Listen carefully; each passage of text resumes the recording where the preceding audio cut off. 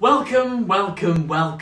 So it's been a while since I've updated this series, although in my defence I've been keeping myself very busy, as I love to do. A lot has happened since part 4, which we love because we hate being bored. I think when I'm bored and I've got nothing to do, I'm wasting my time. So I've been keeping myself busy constantly. I love that. But also, as a reminder, everything in this video is time-stamped. So if you look at the pinned comment that future me will have written, then you can pick and choose which parts of the video that you may or may not be interested in. But anyways, let's begin. But just before we do, I want to give a massive thank you to Ruth. I will show you all why now. You're going to come with me. My room's a bit of a mess at the moment.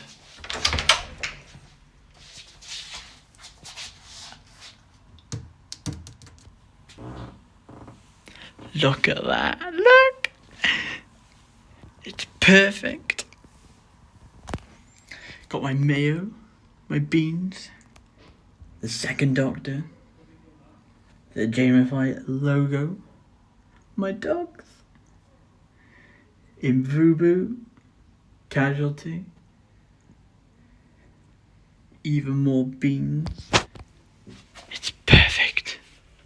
Yeah, Ruth made a lovely door sign for me. I love it. It's basically everything that summarises me. You know, Doctor Who, especially the second Doctor, my favourite Doctor. Beans. Mayo. Need I say more? Casualty, so all the extra work I do as well. My dogs. Love my dogs. Sometimes not sometimes, all the time I miss my dogs when I'm here. That's why I have two pictures of my dogs. One where one of my dogs is humping the other, and my other one you could see in the corner over there. But yeah, I do miss my dogs when I'm staying here for the week. So it's nice to have them on the door, and of course, Imvubu the hippo. We love Imvubu the hippo. Not the hippo, the happiest hippo. So thank you very much, Ruth. It's amazing, and you're amazing. So first I want to talk about our facilitation module. The module where we've been building up to running a workshop for kids, right, which was our assessment. I think it's like 70% of the module, I think. But this was on the 6th of March. So my group, me and Levi, we had a document with all our plans and notes on it, with like what we wanted to do and our research and all that jazz, right? Our lecturer really liked our plan, and when I tested one of our games with the class, because we all had a go at that, they loved it, which seemed really promising. It's called Fussy Pirate. It's like Buzzy Bees, but pirate themed, and the class loved that apparently. But our plan was really extensive. Like, it had all our research in it, group plans, notes, to-dos, etc. And then we had to take the crucial and essential stuff and put it into a document that we would send off then. We had feedback on this document with stuff to remember. Like, for example, in a lot of our stuff we use a foam sword, and it's being careful of terminology. Like, you don't say like stab, you don't kill. You don't say, there's certain words you can't say to the children in case it triggers them, right? It makes you think though, because it's quite common language now, but you really have to think, like, can I say that? Is that allowed? But after a while, I suppose you get used to it. But anyway, in the last chapter, we hadn't done much with this, because part 4 took you up to the end of January. On the 20th of February, we had our pre-visit for our assessment, where we went to the place, and we saw them having one of those sessions. So during this time we would see the space that we're working with and meet the children for the actual assessment day, which was going to be on the 2nd of February, but like the day before or so we had a phone call where the heaters weren't working and they couldn't run the session. So this meant now that our pre-visit was going to be on the 20th and our actual assessment day was March the 6th, whereas it should have been over by February the 20th. But it's fine, right? Because this meant we had more time to plan stuff. all in all, planning for our workshop was easy enough, right? Eventually the 20th came around. Me and Levi had a pint after getting the train to where we'd been meeting the kids and seeing the place. We joined in with them, and then we had another pint afterwards, and then we got the train. But yeah, that was a nice night out, you know. It was good. I know, and I nearly lost my phone at one point too, because me and Levi were following my Google Maps, and it took us along this really like pebbly path, and it was on a roundabout, this pebbly bit, right, and I couldn't keep my balance at one point because we were going, and my phone just flew out my hand, and it landed on the road. Luckily there were no cars coming. I tried to think how that could have ended out, but anyway, we got there, and we met the kids. Lovely lot, very hyper. It was a nice evening out for our assessment, and it helped with the planning of said assessment. We had some time then to adjust our plan with our lecturer's feedback. We had quite a bit to adjust, but for different reasons, and we did it, and yeah. Also, at the same place that we were doing our workshop, there was a thing from the Welsh Millennium Centre called Life Hack, where they did like mini sessions to learn about poetry, radio, spoken word, etc. And you could have a go at each of them. It was free, and I really enjoyed it. This was on the 26th of February, and I only mentioned it because it was at the same place as our assessment day. So I had a bonus day to see the room, right? And also, my lecturer was one of the staff running the Life Hack workshop day, so that was quite cool. Anyway, back to it. The 6th of March was our assessment day. We had our first lesson, 10 till 1. Then me and Levi went and got this pirate hat prop from the prop cupboard from uni. Whoa, awkward jump cut time. But yeah, we had a sword, this lovely blazer / jacket thing I bought for my audio drama project where I'm the doctor. But I thought I could double as my pirate costume, because then maybe, hopefully, I could get reimbursed. Maybe. Maybe not. I don't know. But I did use it for this. I thought it'd be quite cool as a pirate outfit. But yeah, a lovely jacket / blazer, and a wooden box. Now this didn't have the skull and crossbones on it when I first bought it, or indeed during the assessment. I added this on a few days afterwards, but I kind of messed it up a little bit because I should have moved it all down. But yeah, skull and crossbones on inside here. I bought a lovely wooden box for our treasure chest that we could use for the kids. After that, we went to Poundland to get some chocolate coins for later. Right, I'm going to describe what each prop was for in a bit, right? But I think based off how I'm going to describe this, you're going to love this, right? Me and Levi certainly did. So after Poundland, we went to Wetherspoons for some food. I had this lovely fish and chips. It was gorgeous. Levi had a burger. We listened to some music. It was good music. And we got the train. From the train station, it was about a 40-minute train ride. Our lecturer picked us up and took us to the centre where we had some tea. We planned some last-minute stuff, and then the kids started to arrive, right? Now, because it was just me and Levi because of circumstances, we were told we'd have the full support of the staff, bless them. It was quite terrifying at first, having our lecturer sat at the back, sort of making notes, right? But after a while, it becomes second nature, because we did the full thing, and it was amazing. The kids were so excited, and at the end, when we asked them what they enjoyed the most of them said everything, bless them. It's just, you know, I really enjoyed doing it. Like, it was just such a fab experience. I loved it. We had a brilliant theme, and yeah. So when the kids came in, me and Levi explained to them that we were doing a workshop based off the play that they're making, which has like pirates and explorers and a magic map, and we loved that. No! So we took bits of it for our workshop to make it relevant to what they're doing, right? So the first thing that we did with the kids then was sit in a circle with them, and we asked them their name, age, and favourite colour. So, Hello everyone, my name's Jamie, I'm 19 and my favourite colour I'd say is blue. Then Levi played Splat with them. After that I hosted a game called Fussy Pirates with them.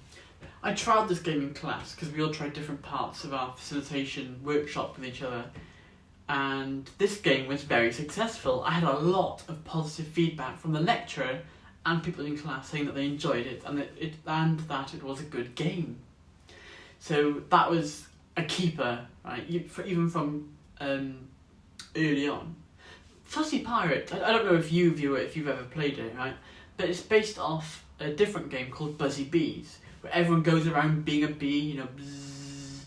But then when I say a letter, so say the letter D, then they've got to become something beginning with that letter. So like a dog or, I don't know, a dentist, I don't know. But if two or more people say the same thing, they have to walk the plank.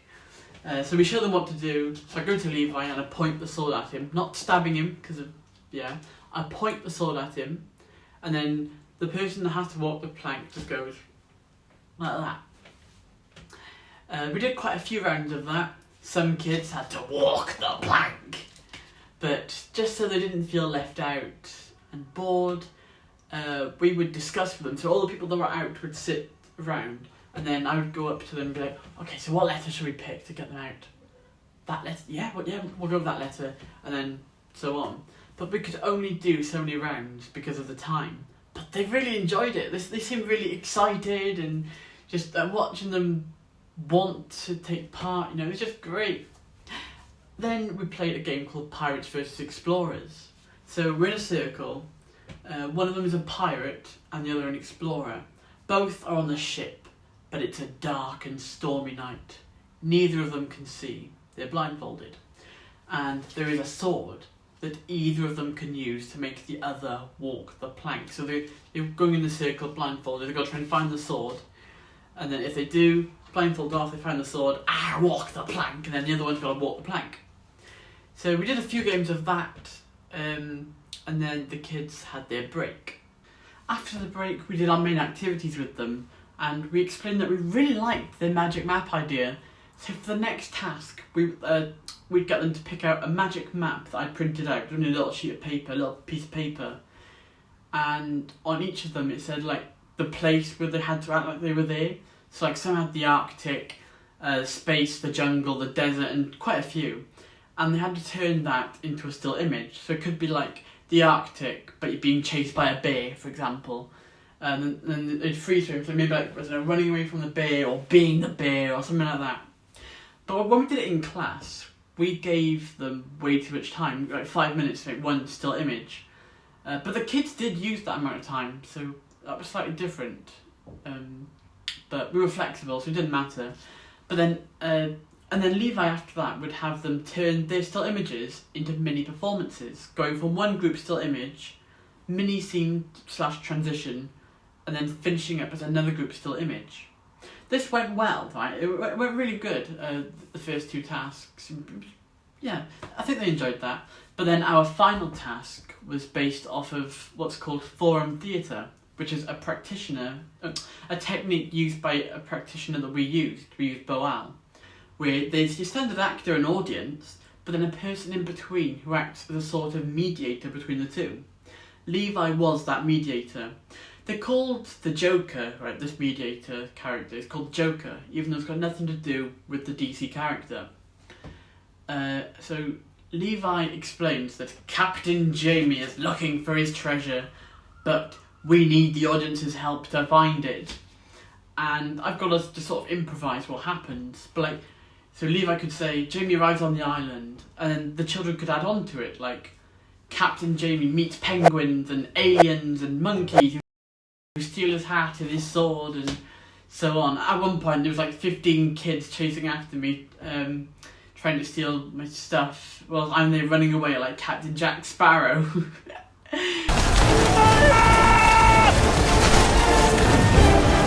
There was stuff like Captain Jamie falls into a hole that fills with water that you got to swim out of, swimming into a lake, and then going inside a cave on the island.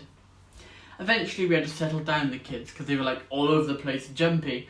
But we do that, and we had to wrap it up. So what happens is Captain Jamie enters the cave, and he sees a tree. We don't question logic in the Captain Jamie universe, right? Logic doesn't exist. And inside the tree, which funnily enough looks like a pair of blue curtains, is the treasure. Everyone, bless him, goes, yeah, we found the treasure! And it doesn't end there, because I go closer to them all, and I kneel down. And inside the box, there were chocolate coins. This made them even happier, bless them. I should have got chocolate coins for this video, but there we go. At the end, then, we asked them all what they enjoyed the most, and most of them said all of it. I felt so proud, you know, like we'd ran a workshop that the kids loved to do. They enjoyed themselves. It looked like a massive success, you know. I can safely say that this has been my favourite thing to do this year. But after the feedback, we give each of them a chocolate coin out of the special treasure chest. Goes around, and then we did one last game with them where they had to say one word each, so telling a story in one word based off the Captain Jamie stuff. Now, I don't quite remember a potato ever eating my brother during any of this, or Captain Jamie being ugly, but we roll with it. After that, the kids went home, and our lecturer told us we'd done beautifully and that it was time for our interview. It was quite chilled, the interview. We had tea and water during it, and it lasted about an hour or so. But we were asked questions like, what went really well? What did we change? Were there any setbacks beforehand, etc.? Quite a few questions like that for me and Levi. And then our lecturer drove us back to the train station where we got the wrong train. We just stayed on it though because it went the opposite way we needed, but then at the last stop would go back to Cardiff. We got back eventually, we said goodbye to each other, and I went home. But I really enjoyed it. Dare I say, it's definitely been my favourite assessment of the year so far. I've enjoyed that more than anything else at the moment, really. We do have to eventually make an essay on this, but we haven't started this yet. So, that's taken up a lot of time in this whole video, right? That time bar's looking quite busy. But I want to talk about the Immersed Festival, right? There wasn't a lot of stuff to mention in this last video, there wasn't, so there is a bit more to talk about now. It's going to be on the 22nd of March, so as of writing this, it was like 14 days ago. As of recording this, it's like 12. And each of the things that we do for the festival has to somehow link back to the theme of regeneration. Now, as of this project as a whole, I don't know where I stand on this. Like, I'll help out where I can, obviously, and I get involved, I'll do what I can. But what we'll be doing is sort of small dances in between the main bands that have nothing to do with us during the festival. We've got loads of different costumes that we're trying out, and that's cool. We've got costumes, and we've seen with the places that we're going to be doing all this, and it does look cool, but I am at least more than slightly terrified for the timing. We have not spent a lot of time on this at all, and with less than 2 weeks to go, about a week and a half to go now, we haven't got anything secured. So that worries me a bit, but I'm sure that we'll come into clutch by the end. It'll sort of just work. Things have a knack of doing that. But I think that's as much as is relevant at the moment. There's really not a lot to talk about with the Immersed Festival. The next big thing I want to mention is called Not One Line. That is the name of my audio drama I've been working on since part 2 of my uni experience, and why there's been such a delay in between these chapters. Because the way I work on things is it's got to be one thing at a time. You know, one big project, get that completed, move on to the next thing. And that took ages to make, because I first had to write the script, which actually existed a few months ago, but I never got around to finishing it. I finally did one day, and it was brilliant, because I really wanted to make a Doctor Who audio drama. I have been in one fan audio drama, but only as a supporting role. This time, I was writing it, starring in it, and editing my own, so a lot of pressure. I cast people. I arranged with each of the people when I could record them. It was always me and one other person, right? Just it made things a lot easier. And then I edited the thing. Eventually then I did some line pickups where I'd finished putting it all together where I wanted lines redone, but then I'd swap out the old version of the line to put in the line pickups. So just to get it all done, roughly, right? But eventually, on the 4th of March, this was completed. I listened back to the whole thing on my Alexa speaker, and I'm really proud of it. Is it perfect? No. But as my first audio drama, I'm very, very excited to put it online. It's done quite well, actually, at the moment, as of looking at the views for it. But yeah, now there's an audio drama out there where I'm the Doctor, and I'm proud of it. The next step for it, then, was finding a costume that would work amongst the others, because I wanted it to fit in with every other Doctor. I found this lush red jacket which you've already seen, and this shirt, and I think it's perfect. Right? I can replace my old costume, which was a cheap 14 knockoff, with my custom Doctor now. I had to do the photo shoot in costume for the cover art that I had to make of it. This is the cover art. I've finished doing that. The audio drama is already out, right? But I had training in the green screen room at my uni to prepare for this. So this Monday, actually, so what was that, 2 days ago, I had a photo shoot in there in costume. I got the cover art made, and then I put it online. This project, I'd say, took about a month and a half on and off at the start, but then more consistent as it went on. But I'm really glad I'd done it, you know, writing the script, getting all the lines done, adding sound effects, getting the lines redone sometimes, photo shoot, cover art, uploading, promoting, quite a lot to do. I used Audacity to put it all together to make the audio drama, right? So I've learned new software by making this audio drama, and something called Clean Feed, which is what I use to make this audio drama work. I really want to make more. Like, hopefully I do, because although this was a lot of hard work, it paid off, I think. I'm quite proud of it. I'm very proud of it. I want to make more.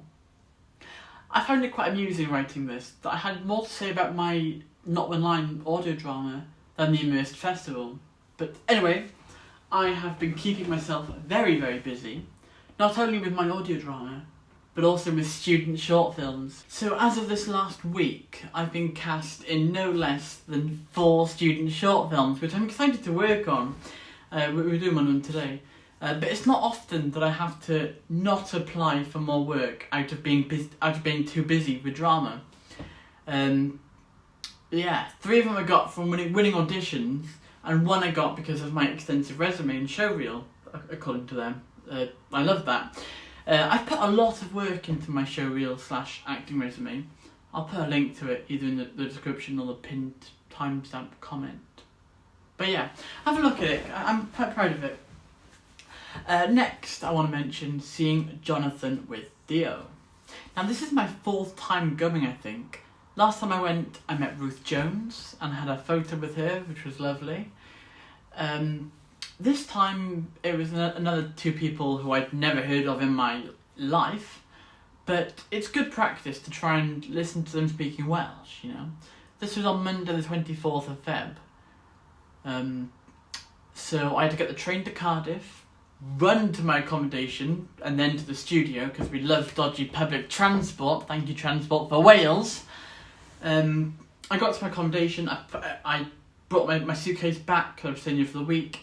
I ran to the studio, I was there for 6:10, and then we were called to go on to set at about 7 o'clock. Right, so me and Theo had drinks, it was really, really nice.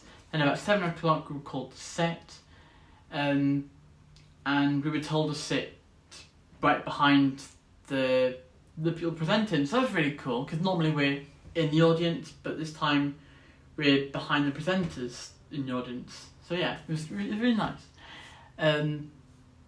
You can see Theo more than you see me on camera in this episode, but it was a really nice experience. You know, I'm glad I did it.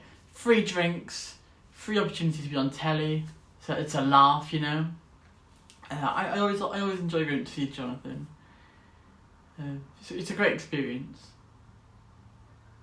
Anyway, after we watched it being made, me and Theo went for some food. We went to McDonald's.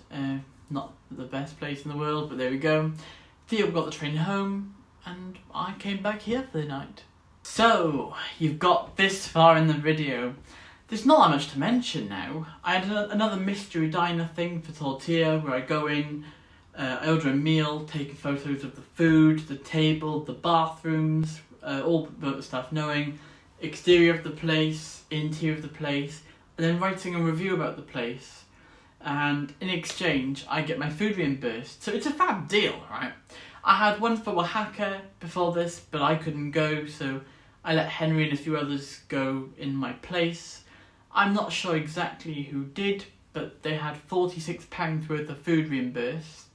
So yeah, it's so good. It's such a good deal, right? Such a good offer of work.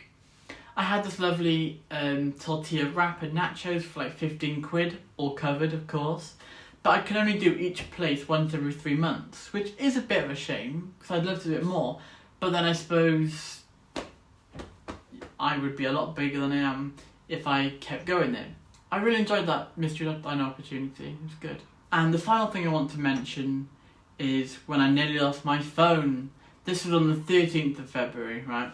So I was in a rush to get back home to take my sister to basketball. And I came back here, quickly packing all my stuff, packed my laptop, ready for the weekend, and I go, right? And I run halfway to Cardiff Central when I realise I haven't got my phone. My phone must have dropped out. I knew I brought it, right? But somewhere in between where I was, halfway to Cardiff Central, and my accommodation, my phone had fallen out of my pocket. I was like, where's my phone? I can't find my phone. This is only the case, right, because my phone's recording that. But I had to go all the way back. I was running. I couldn't find it at all. I was looking like on the road, on the pavement, in the nearby sort of bushes and whatnot, in case it flew out. I couldn't think properly because I had loads of stuff on my phone, and I'd have no way of communicating with mum and whatnot to tell her what's going on. It was a horrible feeling. But yeah, I was going back and forth looking for it.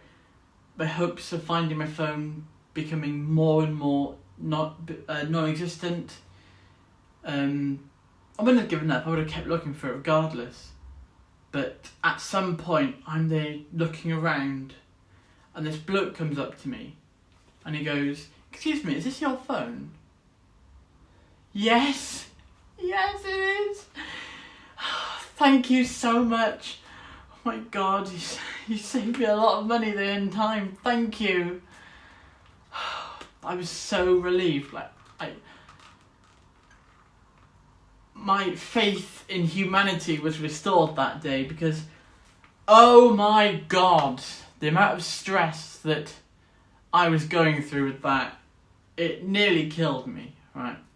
At one point, looking for it, I asked this woman if she could phone my number, and she did, but my phone was either on silent or we didn't find it at that point, I don't know, but nobody had picked up.